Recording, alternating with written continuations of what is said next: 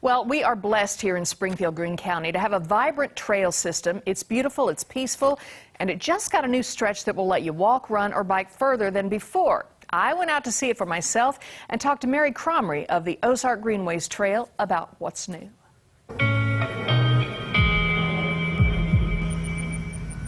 Hey guys, I'm starting off at Lost Hill Park in North Springfield. If you're not sure where that is, just go to Hillcrest High School and keep heading north on that road. Eventually you'll get here. But the piece of property we're going to talk about today has a really interesting backstory. Let's go find out about that.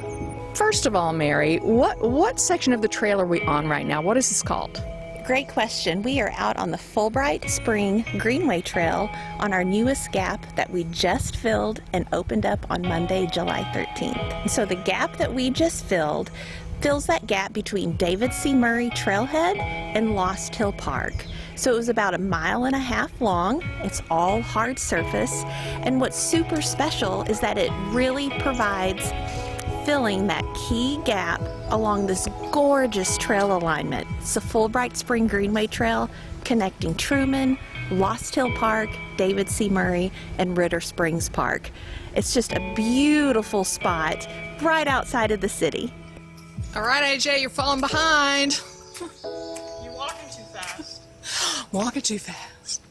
Talk about the land that we are standing on right now. Some of this land has quite the backstory that I think a lot of people do not know. Where we're standing at this moment in time is right before you enter where the former Fulbright landfill and Superfund site used to be. And what's special about that is land, public lands, that the public hasn't been able to use since the 60s.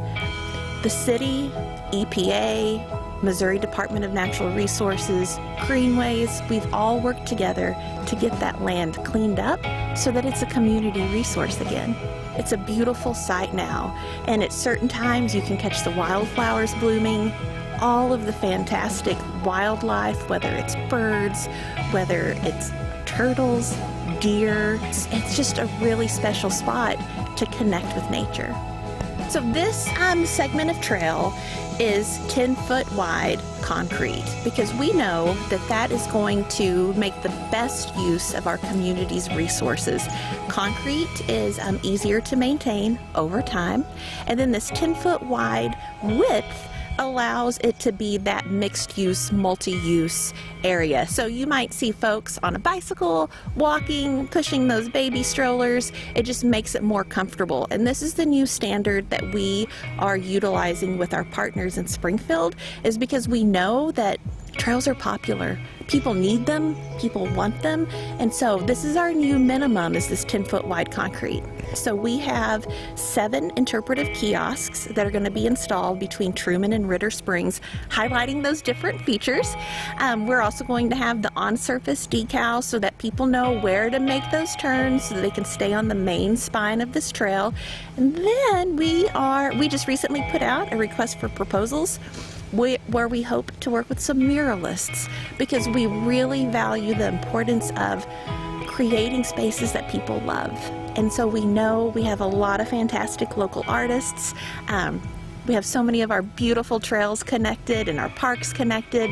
So let's really start to integrate that. So those are just a few things that are going to be coming over the next few months. I'll tell you, if you went all the way from Truman Elementary to Ritter Springs, now that would be a trek. It is a trek, and we say about 7 miles, but it's actually 6.98 miles to go from Truman Elementary School all the way over to Ritter Springs. And most of that is paved. There is a short section, 0.9 miles, so just less than a mile in Ritter, that is a mixed asphalt and then gravel trail, and then the rest is all hard surface.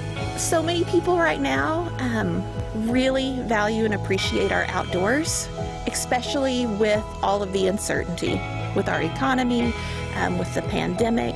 So we hear from people on a daily basis that these trails and their parks are what's saving their life right now, because they can get outside and connect with nature. You know, when nature's just doing her thing, right? It's still hot, it's still muggy, the creeks are, drying up, but they're still pretty, the bugs are still out, you can still hear the birds. So it's a very important time right now to get these connected. Very good. Mary Cromery, thank you.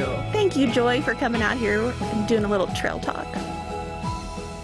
You know, I have a friend who did do Truman to Ritter Springs and back. She and her daughter, that's And 14 miles. Yeah, they did it.